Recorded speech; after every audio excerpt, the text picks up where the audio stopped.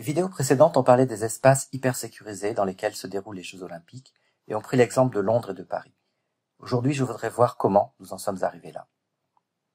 En fait, la distinction du dedans et du dehors des Jeux Olympiques est aussi ancienne qu'eux.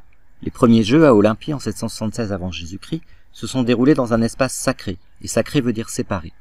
La moitié de la population est déjà exclue, puisque si les esclaves et les étrangers sont admis dans l'enceinte, les femmes n'ont le droit ni de participer aux Jeux ni d'y assister. L'exclusion est religieuse, non sociale. Les femmes sont incluses dans l'éducation sportive et l'entraînement militaire des cités grecques. Elles ont leur propre compétition à Sparte, à Athènes, dans les Jeux isthmiques, mais c'est le propre des Jeux d'Olympie consacrés à Zeus qu'elles ne peuvent y entrer, sous peine de mort en cas d'infraction, même si cette peine n'a de fait jamais été appliquée. Les historiens pensent que cela est dû à la dimension érotique du sport féminin pour les spectateurs, dimension d'autant plus présente que tous les athlètes grecs concourent nus. Dans les Jeux modernes tels que les a conçus Coubertin, la situation s'inverse. C'est du sport que les femmes sont exclues. Une compétition féminine est selon Coubertin, je cite, inintéressante et inesthétique. En revanche, elles sont pleinement admises comme spectatrices, et justement pour des raisons pseudo-érotiques. Leurs applaudissements, soutient Coubertin, seront la première récompense de tous les athlètes.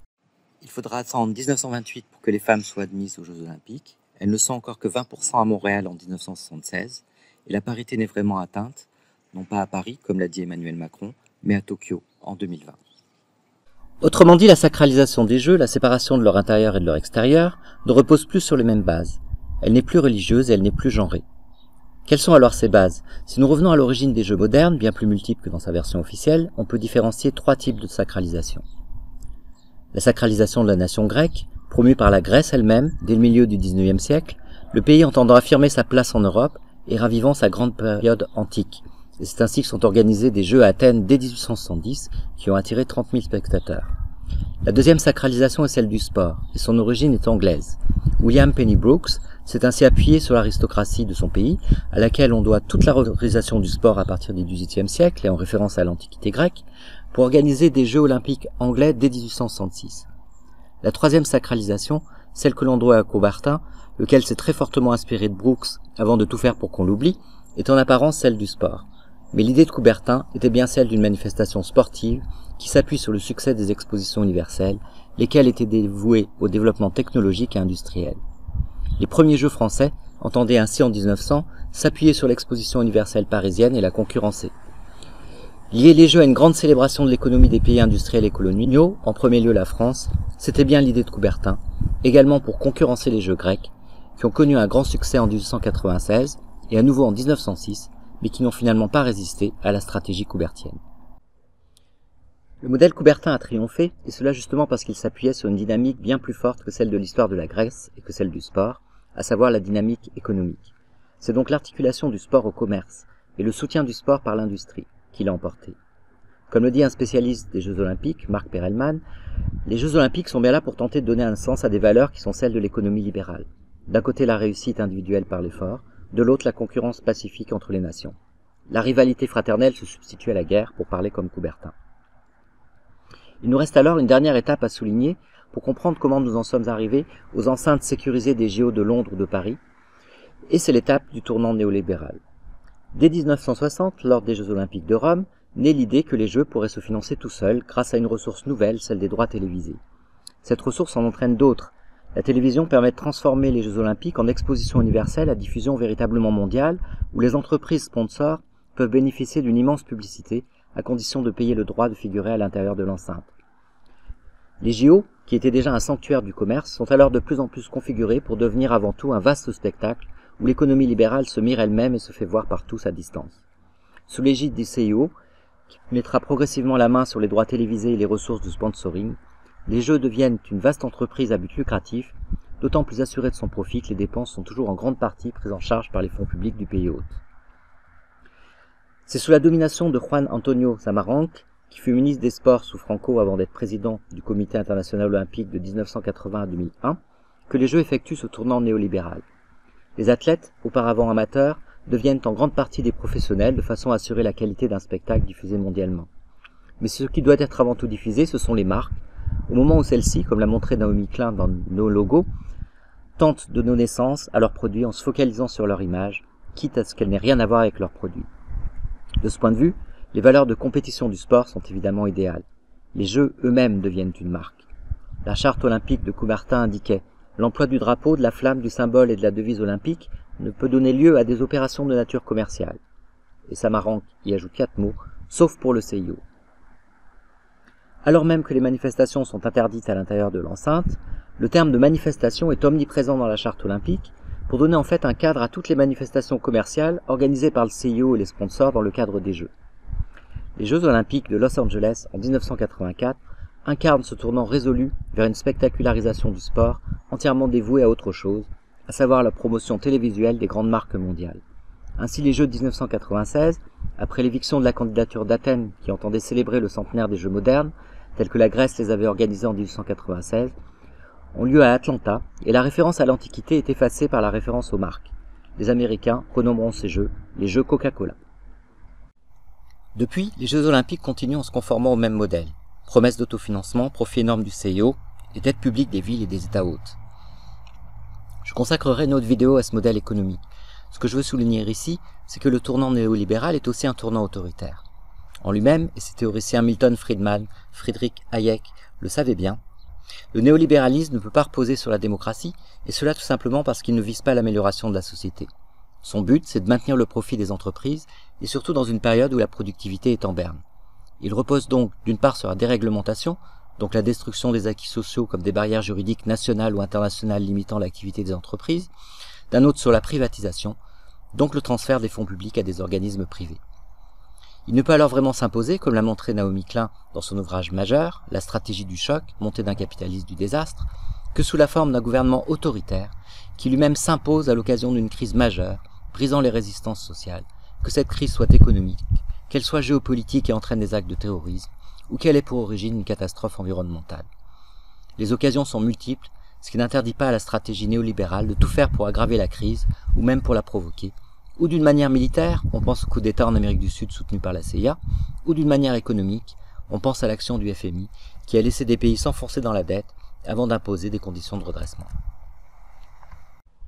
Les spécialistes des Jeux Olympiques, comme Jules Boykoff ou Dave Zirin, se sont appuyés sur cette idée pour montrer que les Jeux étaient l'un de ces artifices permettant de créer une forme de crise, d'état de dangerosité exceptionnelle, autorisant à imposer des règles favorables aux grandes entreprises, quitte à détruire les fondements juridiques de l'état de droit. Le capitalisme de célébration, propre aux Jeux Olympiques, est alors l'un des avatars du capitalisme de désastre. Les États et les villes hôtes doivent ainsi, plusieurs années avant les JO, prévoir des mesures exceptionnelles visant à tout faire pour que l'espace olympique devienne un espace de contrôle social total, où s'applique donc, au bénéfice du CIO et de ses sponsors, autrement dit des marques, un pouvoir autoritaire. La politique n'est pas, en fait, seulement expulsée des JO, elle est entièrement présente, mais sous la forme d'un management coercitif. Le Parlement français a ainsi, comme celui de tous les pays hôtes, voté 2 lois olympiques qui multiplient les entorses au droit et même à la Constitution, tout comme Paris a signé un contrat de ville hôte qui, dans sa non-conformité au droit français, serait tout simplement invalide sans le soutien des 2 lois olympiques.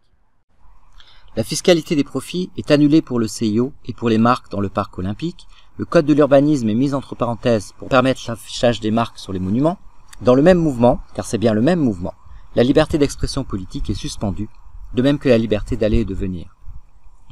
Une partie de la ville est réservée à ceux qui ont fourni à l'administration des données permettant de les ficher, une partie plus restreinte mais tout de même considérable, l'espace olympique, est réservée à ceux qui ont payé leur billet.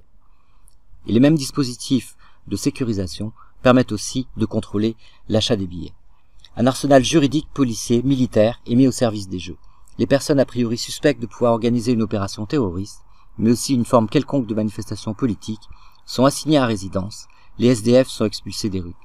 La loi olympique votée par le Parlement français a transformé en délit le fait de pénétrer sans autorisation dans une enceinte sportive, ou le fait de s'introduire dans un des lieux sportifs, donc aussi dans le champ des caméras de télévision, pour faire valoir une cause quelle qu'elle soit. Tout le modèle olympique sécuritaire est orienté vers la tolérance zéro, appliquée non seulement à l'infraction au droit, mais à l'infraction au droit commercial édicté par le CIO. À cet arsenal juridique correspond un arsenal policier et militaire dont les frais sont assumés par le pays hôte. Dans sa configuration même, il est l'équivalent de celui qui serait déployé en cas de crise politique majeure ou de catastrophe. J'ai dit dans une vidéo précédente qu'il héritait des mesures prises pour gérer une population en cas d'épidémie. Il correspond tout aussi bien à celle que l'on prendrait face à une attaque terroriste majeure, et c'est bien la probabilité d'une telle attaque qui justifie avant tout de telles mesures coercitives. Comme le dit Jules Boykoff, les JO font que des États expérimentent de véritables opérations de maintien de la paix, comme dans un pays qui serait livré à une guerre civile. Et aussi bien, les mesures contre le terrorisme sont poussées jusqu'au point où le pays semble se défendre contre une guerre extérieure. Pour les Jeux Olympiques de Londres, le gouvernement avait installé des missiles protégeant le parc olympique en cas de détournement terroriste d'un avion civil. Situation paradoxale, car aussi bien le parc olympique est sécurisé et livré au commerce et aux marques, exactement comme l'est un grand aéroport depuis le 11 septembre 2001. Mais aujourd'hui, ce sont surtout les attaques de drones que l'on craint, et ce sont donc les dispositifs anti-drones que l'on valorise. Et il s'agit bien de valorisation, car ce qu'entend démontrer chaque pays organisant les Jeux, c'est sa capacité technologique et militaire, en lien étroit avec la capacité de ses entreprises partenaires. Organisés sur le modèle des expositions universelles, les JO sont devenus pleinement une exposition commerciale qui est aussi bien celle des moyens de surveillance des populations et des moyens militaires dont le pays hôte dispose et qu'il vend à l'étranger. En France, le 14 juillet articule un récit national fondé sur les droits de l'homme et la démonstration de la puissance armée de la France, qui affirme aussi sa place dans le commerce mondial de l'armement. Le 26 juillet recommence la même exposition de nos produits, la célébration du sport se substituant à celle de la nation pour tenter de donner un sens à cette activité commerciale. Ce qui est aussi exposé, c'est la version néolibérale de la sécurité, c'est-à-dire sa privatisation, les grandes entreprises de surveillance et les compagnies privées de sécurité venant officiellement complémenter, mais réellement concurrencer, les forces publiques, police comme l'armée. Le problème, c'est au-delà de cette période exceptionnelle, où Paris devient l'espace d'un pouvoir politique et commercial d'exception. À Londres et ailleurs, quand les barrières des JO ont été démantelées, une partie des dispositifs de sécurité, des caméras de surveillance en particulier, sont restés. À Paris également, quand les barrières disparaîtront, les logiciels de fichage, les dispositifs de surveillance, ceux assurant la lutte anti-drone, et même certaines mesures sécuritaires des lois olympiques, demeureront. La privatisation des espaces publics, mais aussi des forces publiques, continueront. L'état d'exception commerciale, créant dans un espace donné une forme d'utopie autoritaire néolibérale, un paysage homogène entièrement dédié aux marques, avec sur ses frontières, invisibles de l'intérieur, un vaste dispositif technologique de défense armée, sera un peu plus ancré dans la ville et dans la nation. Et tout cela, à moins que les Français reviennent vraiment, franchement, à la politique.